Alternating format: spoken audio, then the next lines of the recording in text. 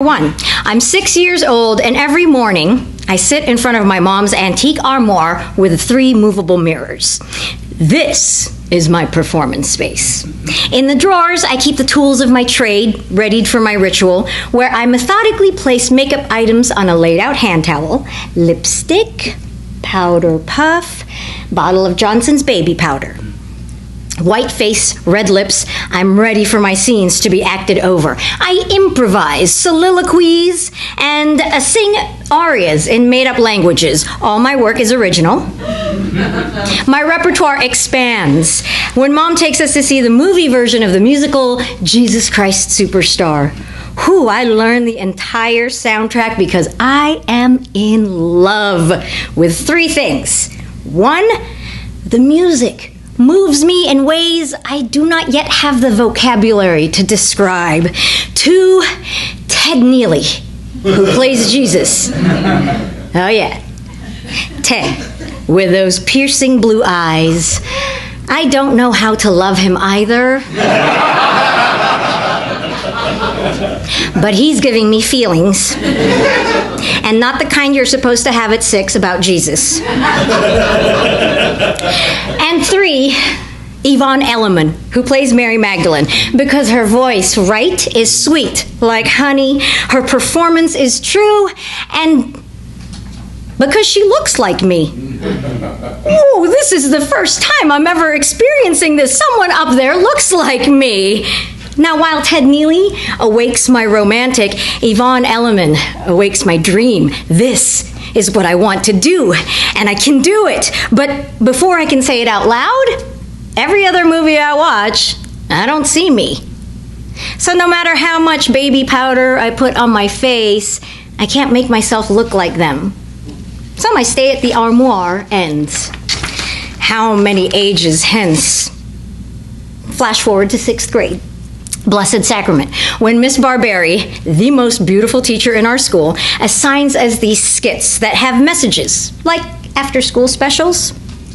Mine is a 2-hander in which my character is torn when her friend is shoplifting at a department store. Now, the truth is, I'm actually more like the shoplifter than the friend in real life, so I'm playing against type.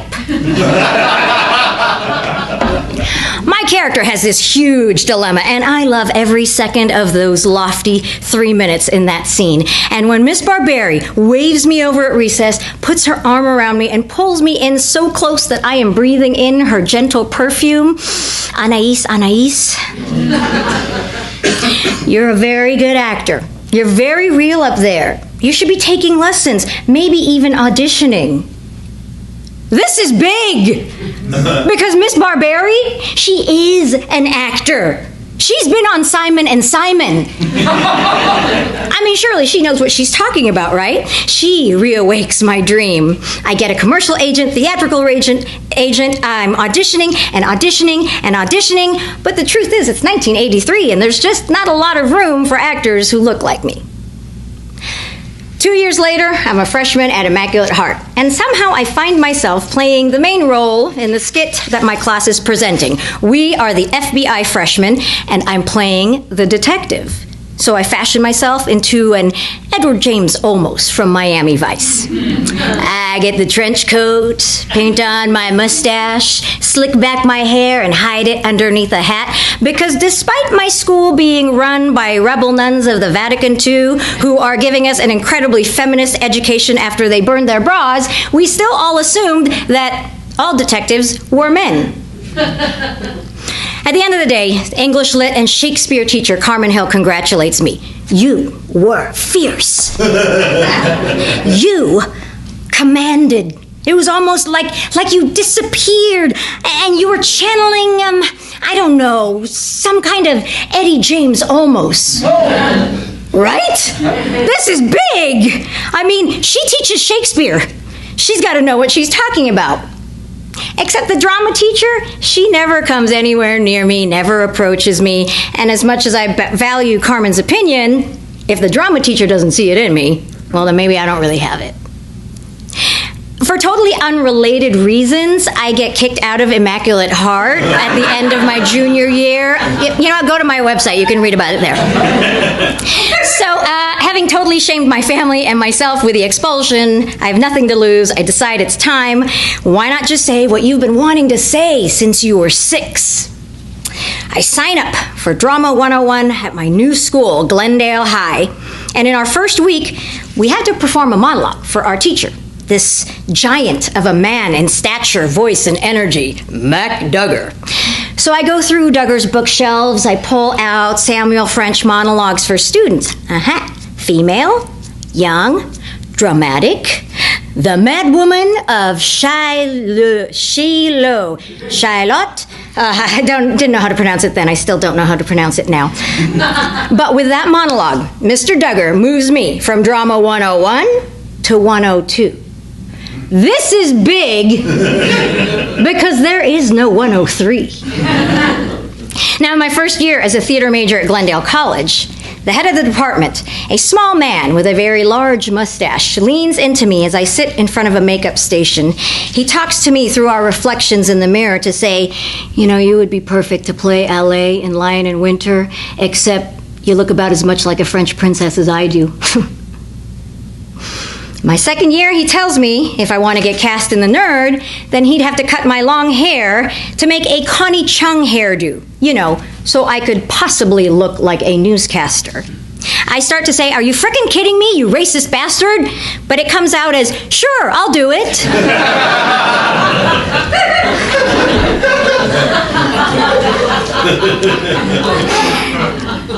He doesn't give me the role. He gives it to a blonde non-theater major, and he doesn't make her cut her hair. It's clear I need to get out of Glendale College, so I apply to Cal Arts, and I audition with Portia from Julius Caesar. And I get my acceptance letter, except I realize I don't have the money to go to Cal Arts, and I'm not brave enough to take out massive loans. So I defer for a year, giving myself the condition that if I don't get a paying acting job in this year, back to school it is. Every week, I go to the newsstand and pick up Dramalogue. Remember that? With the shiny paper? Yes. The months fly by, and suddenly, it's August, no paying job. And in the 11th hour, my pager goes off. Remember those? And I'm off to an audition for the 12th Night Repertory Company. Not that they do any actual Shakespeare. I'm given sides that remind me of Miss Barberry's skits, but better written, more theatrical after-school specials. And I'm going into schools for these performances, educational theater. I cut my teeth with those shows, and there is no better training that you could give an actor because no one will call you out on your shitty performance faster than a 13-year-old kid in a school auditorium in a school assembly at the cafetorium. A couple years later, 1995, I've been touring the country with an interactive show for colleges, and my New York booking agent calls. Hey, Franny, a couple of the colleges want you to come back and do a diversity workshop for them. Diversity workshop? I don't do workshops. I mean, call Cornell West.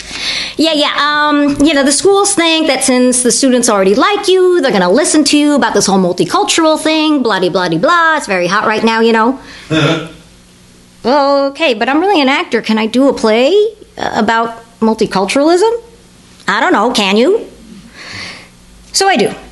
Colin and I create 8 characters from interviews, and I'll play them all. Male, female, gay, straight, different ethnicities in states unborn and accents yet unknown. And every time that fear wants to take over, I just go back to Carmen's words. It was like you channeled an Eddie James almost up there. I can do this. The LA Times slammed me. The Aryan Nations threatens to bomb me. The United Nations Association gives me a standing ovation. 2 years ago, I'm workshopping a new play for Gabe Gomez at the Pasadena Playhouse. He finds out about my show.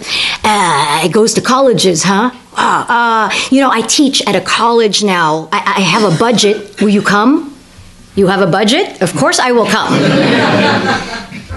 Where do you teach? Glendale College. Yeah. Oh, I'll come. Walking into that theater, it doesn't seem very familiar. A lot of changes from the seats in the house to the head of the department. When I enter the dressing room, though, it is exactly the same. I mean, I think I even recognize some of the busted, wobbly chairs from 25 years ago, because let's face it, the theater department dressing rooms are where old chairs go to die. I sit at the makeup station, same one that I sat in when I was 18. I start my ritual, lay down my hand towel, methodically place my tools, lipstick, powder puff, but no more Johnson's baby powder. I don't need to whiten my face anymore.